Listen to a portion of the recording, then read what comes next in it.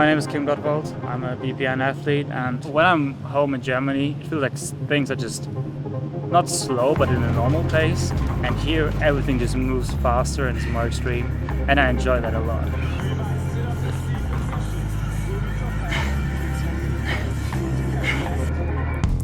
Yeah, that was some work.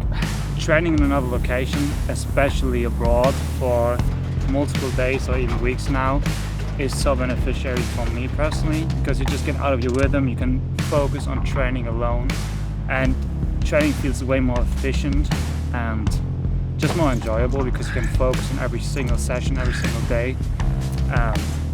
That's mainly why I'm here, and I just love being around here. Be it the people, the facility, or in general, the Austin area. It feels like a second home to me, yeah.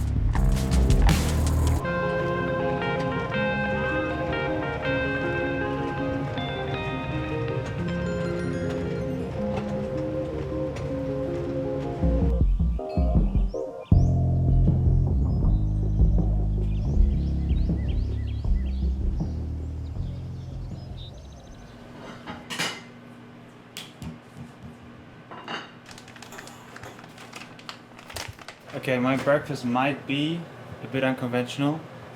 It just focuses on carbs. We have a big training day ahead, so we just need a lot of carbs. There's a storage full, enough energy, so it's 1 tortilla and just a pouch of rice. A bit of salt. It may not look beautiful, but for me it's just perfect. When I'm here in Austin, I start every single morning with this combo, and yeah, once we go into the first session, I take a lot of gels and bars, but yeah, some carbs in the AM, and that's all we need. Trust me, it may look gross, but you just take tortilla, a lot of rice into it, and you get a good bite. Tastes like energy.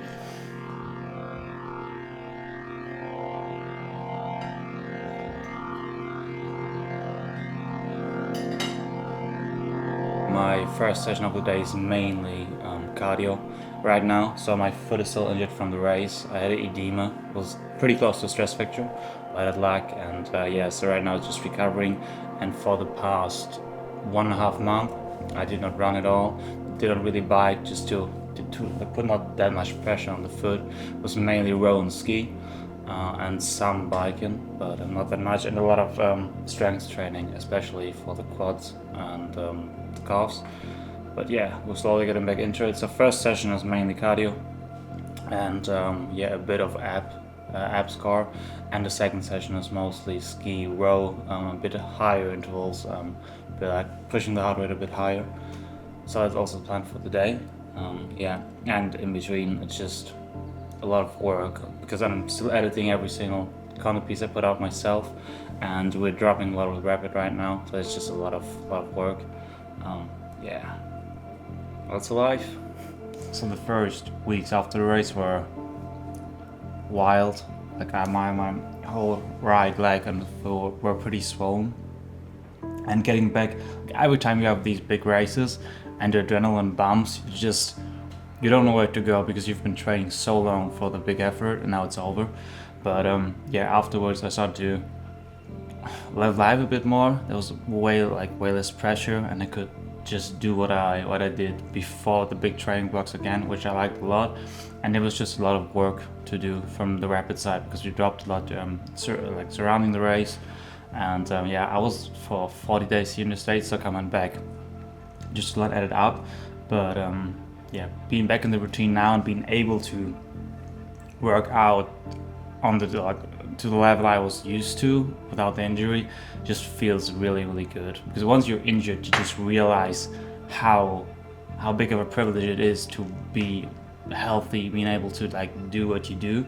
And yeah, now getting back into it and being able to do it again, it's a blessing, and I'm super happy to be able to be here and just do what I do. Cool.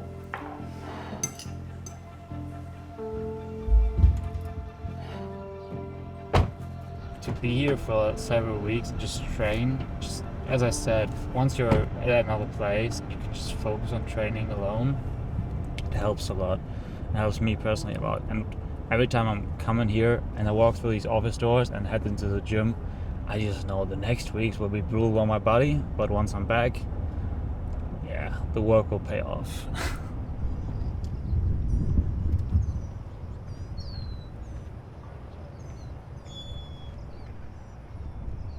So the idea, my right foot, the forefoot of my right foot had it was pretty close to stress fracture.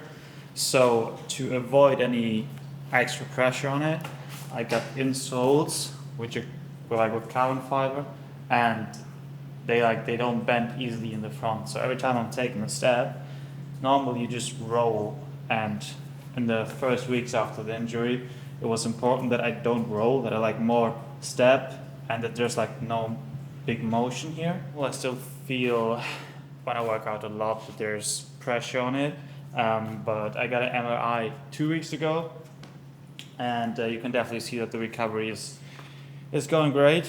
And I had PT yesterday, and the ideal scenario is that once I leave the States, we start running again, but I'm on the cautious side. I just don't want to overdo it and get slowly back into it, but we'll see.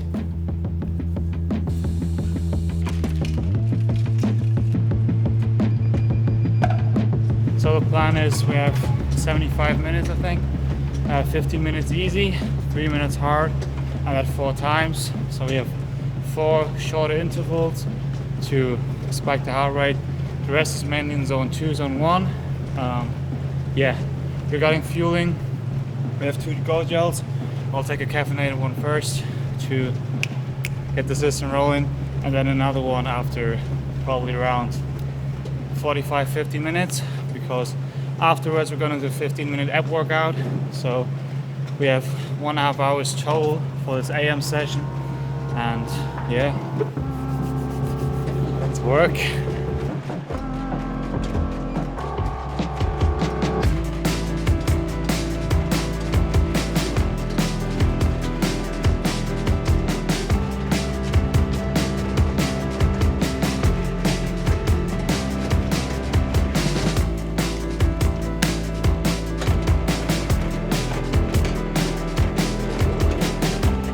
There's nothing better, breaking a good sweat in the morning. And these little pushes, because in ultra endurance training you're doing so much of volume, like zone 2, low volume. Having these little hard efforts in between, I like that a lot. Just reminds you what, for me there's a difference in ultra running on in the backyard. You never really push hard in terms of heart rate, but in marathons or in high rocks races, you just go to this point of not suffering, not enduring, just pushing. It's a big difference for me. Backyards are enduring, suffering, and marathons are just pushing and suffering. And sometimes I get lost in enjoying the enduring and suffering too much, and these intervals remind me that you need to push and you need to endure these hard moments.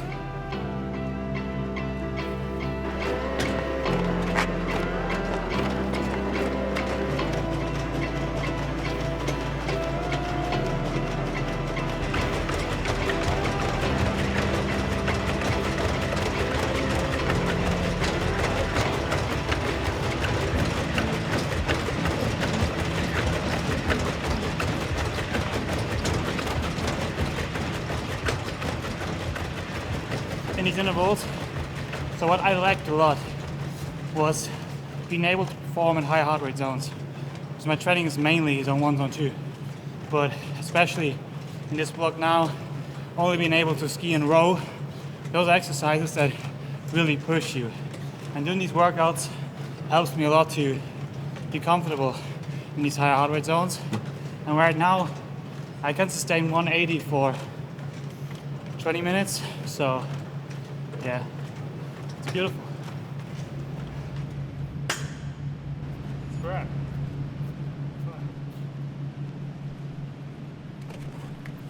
even getting it out of the task going up.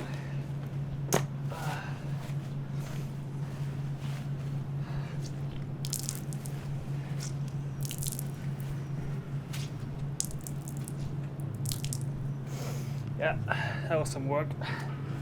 This would be the funniest ab workout you'll ever record. So this guy is called Sean T. I think the workout is from 2008 or something.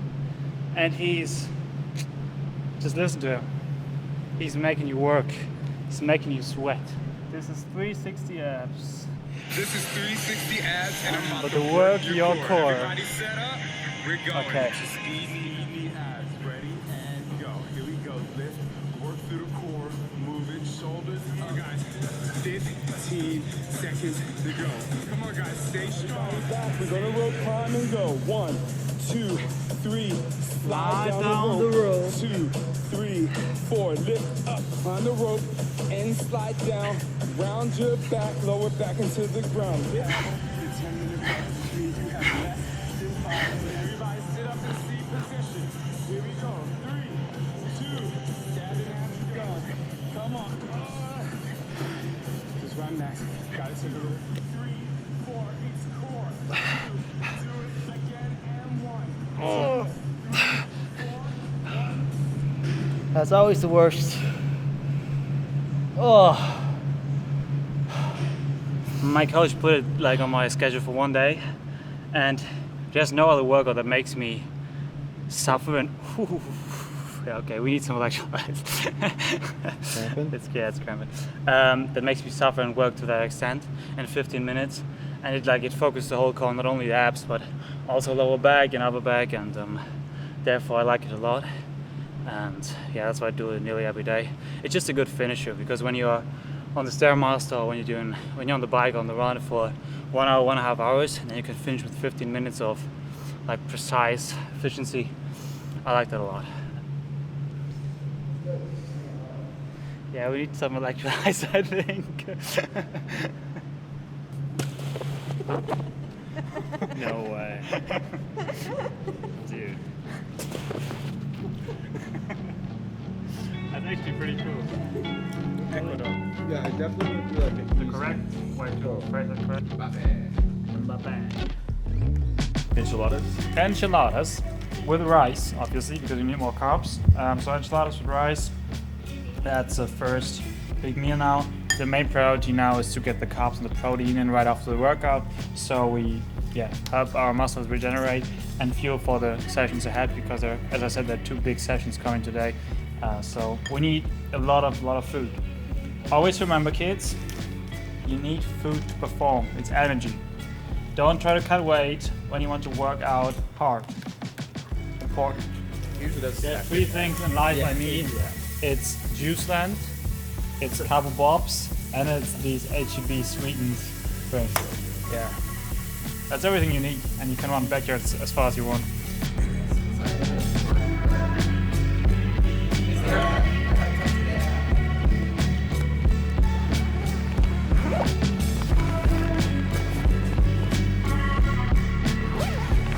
So we worked through some meals and some recovery, and now we will lay down for a daily meditation nap.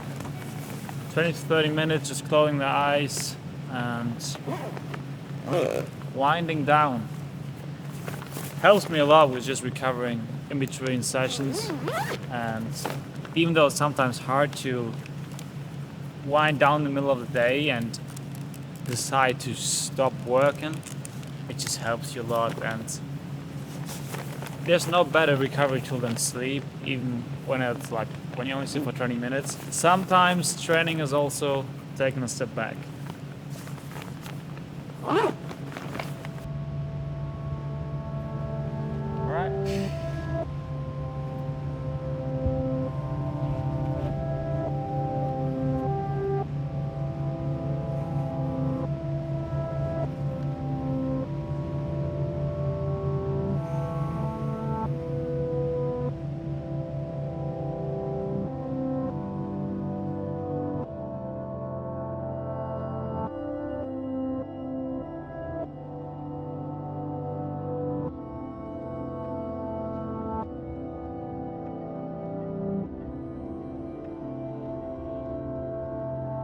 So we're heading into the double session now, which consists of one strength endurance, muscle endurance workout and one normal high rocks workout. The first one is mainly supersets. It's brutal. So we have leg extension and leg curl supersets 4, just max reps closer to 25 until failure. And the second one is hip abductors. So those two, they may not look pretty, but they're definitely helpful. So we have those 2 big supersets, and afterwards we go into Copenhagen plank, underrated exercise. It's brutal. You just plank, but it's really tough. And once you finish this block, normally you want to go home, but we go into 8-minute ski, 8-minute row, 8-minute bike, times 3, so 1 hour 20-ish of suffering. A beautiful way to end the day.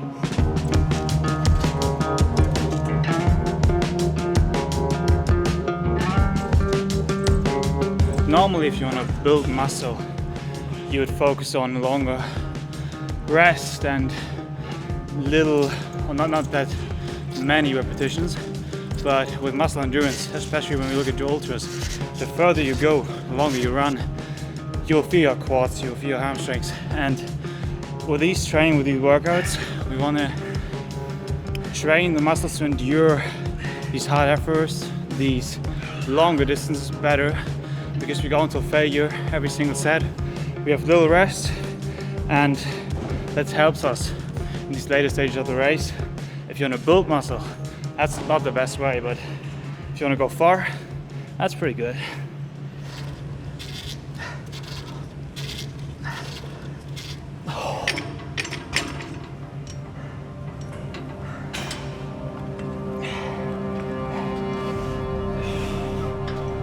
What I learned in the last year, every single backyard or every single extreme effort kills a version of me and like revives a version of me. And what I learned this time, digging deep and really suffering, was that I was overworked, and I wouldn't necessarily say burned out, but pretty close to it. I was just, everything was too much, and with work, business and training, it was just, I felt like I was, well, the day did not have enough hours. So coming off that backyard, it just felt like I could take a step back. The pressure was gone in a way because there was no big race up front, and I learned to, it may sound weird, but I learned to live life more, and that also transitioned into training. Like my blood work got way better just by having less stress and being able to focus more on recovery and eating. And right now, even though I'm not running and I gained 25 pounds, mainly muscle mass, but I feel the fittest I have felt, and I can't wait to go into the next block healthy and really recovered. And no one knows what lies ahead, but I'm super excited. We will do 3 gels. I'll take one now, and then one after the first set, like first round, second one after the second round. This will be beautiful now. Ouch.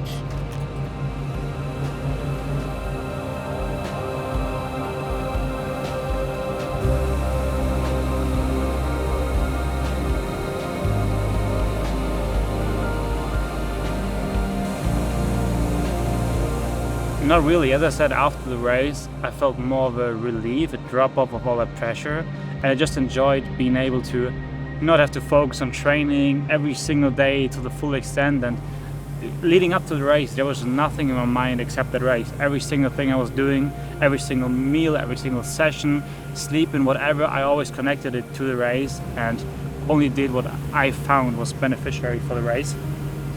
And getting rid of that in a way, and being able to get rid of that, helped me a lot to just enjoy those simple things more and be more present. And that also transitioned into better training, more efficient training.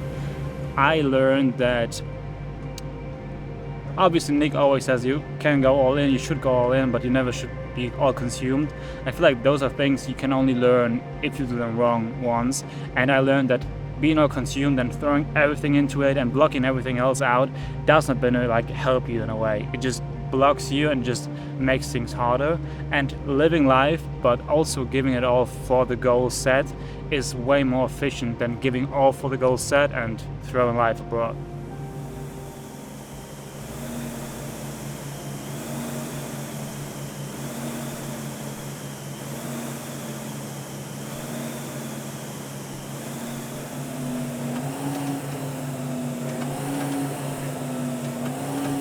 Not being able to run and telling yourself and convincing your mind that the things you're doing right now, be it strength training or other cardio, also helps you, was a bit tough in the beginning, but right now I'm just enjoying that I'm able to do these things, and I know in the end it will pay off, especially all the high rocks work right now. It just helps me be more comfortable in my higher heart rate zones, and I know that it will help me in the long term. Everything went super fast. I flew to Austin without knowing what will happen for the first Gottwald Ultra, and out of nowhere I can do this as my job. I can earn money through it. I can do what I love for a living.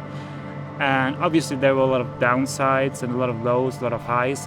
What I learned these past events, the past year, is our whole life is a game of highs and lows. You can only experience highs, and highs only exist because low points are there. And you need to endure these low points and also appreciate them, because without them there wouldn't be any highs. And you need to enjoy the high points because they will end. Everything is temporary. Everything bad is temporary and everything good is temporary. So endure the bad, enjoy the highs, and just ride the wave. Life can be all good. It's a game of highs and lows.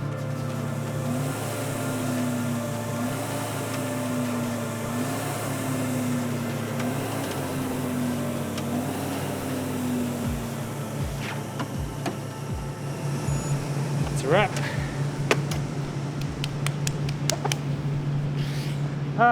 Good work. Good work. Feast your eyes, man. Finally home. Nothing better than to eat a good meal after a pretty tough workout.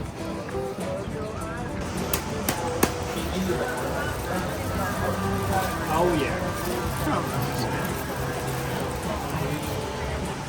This tastes like a 3-hour scare snapper session tomorrow. Oh. I love Texas.